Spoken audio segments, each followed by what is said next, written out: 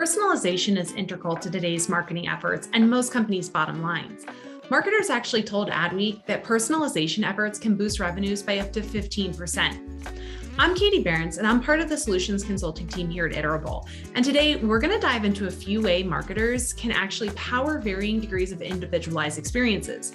Now, we're just going to be looking at more ad hoc promotional marketing because automation is a whole other game, which we can explore in another session.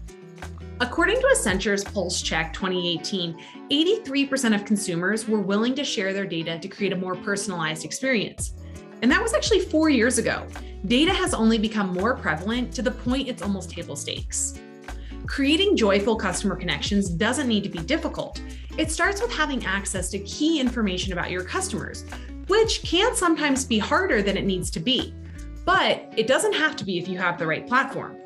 Once you have that collection of things you know to be true about your users, their interests, demographics, along with their past behaviors and actions, you can begin to craft marketing that delivers individualized and dynamic messages to each and every customer. Many marketers start with the basics, a broad audience and an even broader message. Maybe there's some glimpses of personalization like a user's name here or there. And if this is the level of personalization you can deliver today, that's okay. It's a great start, and even using a personalized subject line can still yield 25% more opens. But how do we actually up the ante and start to craft more impactful messages? Let's look at what I like to call the 3 levels of personalization. First, you have level 1 personalization. This is where you start with a focused user segment and create more static content message that's going to be specific to that audience.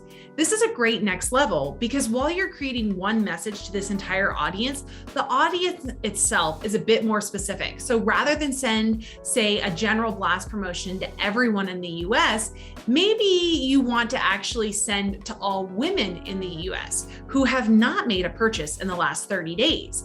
So adding a bit more granularity based on the information you know about your users, you can actually get a more targeted message. Using this level 1 personalization strategy can definitely take a bit more time. You need more campaigns to tailor personalization to each audience. So how do we actually start making your life a bit easier? Well, that's where we step into level 2. This is where you actually open up your audience, but leverage dynamic content powered through the platform to deliver that personalized message to each user. So maybe we remove some of those segmentation criteria, let's say just folks who haven't made a purchase in the last 30 days. Then you can design your template with some next level template personalization. Use what you know about your users to show different relevant content to each one. This could simply come from the user profile, like items for women versus men, or if someone has your mobile app or not. Or you could even leverage a tool like Iterable's catalog that dynamically populates non-user information. So whether this is content, recommendations that's stored within Iterable, but doesn't actually live on the user profiles. The idea behind this strategy is to reduce the manual campaign creation time and let the platform do all the work for you by dynamically populating the right content for the right user at send time. So really what's happening is you can have one single template and campaign powering that individualized experience for thousands or even millions of users. Now, for level 3, I'll be honest, this is actually just a combination of the first 2. You want to be able to take advantage of the dynamic content because of the amount of time that it saves you while actually crafting those specific messages, but getting a little bit more specific with your audience. Of course, this strategy could take a bit more time because you're looking at more campaigns to truly narrow in on that hyper personalization for both your audience and the content that's being delivered. However, 95% of companies that saw a 3x ROI from their personalization efforts increased profitability in the year after their personalization efforts were put into effect. So I'd say the juice is worth the squeeze here. At the end of the day, today's consumers demand individualized experiences, and it's up to us to make sure we can deliver.